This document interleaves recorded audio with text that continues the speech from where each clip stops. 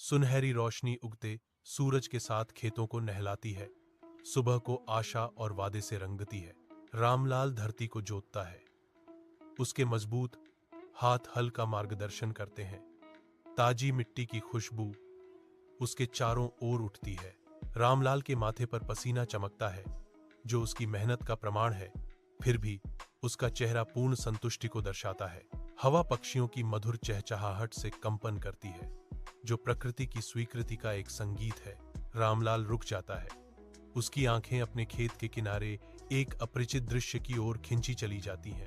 एक बड़ा प्रभावशाली पत्थर, रहस्यमय पत्थर के पास आते ही उसके चेहरे पर उत्सुकता झलकती है। उसकी उपस्थिति एक स्पष्ट विसंगति है। सीढ़ियां एक विशाल गुफा में उतरती हैं, जिसकी गहराई एक अदृश्य अलौकिक चमक से धुंधली रूप से प्रकाशित होती है। रामलाल हांफते हैं। उनकी आंखें उस दृश्य को देखकर अविश्वास से फैल जाती हैं, जो उनके सामने प्रकट होता है। सोने और चांदी के सिक्कों के पहाड़ चमकते हैं। उनकी चमक गुफा की दीवारों से परावर्तित होती है। खजाना दूरी तक फैला हुआ है। कल्पना से परे धन का अंतहीन विस्तार।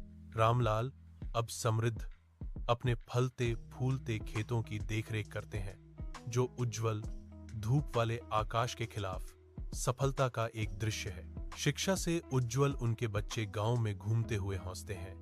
रामलाल के समर्पण के प्रतीक उनकी पत्नी नए गहनों से सजी गर्मजोशी से मुस्कुराती है, जो रामलाल द्वारा उनके जीवन में लाई गई खुशी को दर्शाती है। रामलाल गांव के साथ भोजन साझा करता है। कम भाग्यशाली लोगों के बीच खुशी और सद्भावना फैलाता है। आशा की किरण।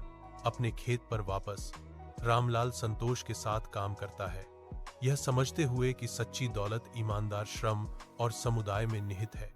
गांव रामलाल का जश्न मनाता है, जो ईमानदारी से अर्जित समृद्धि का प्रतीक है।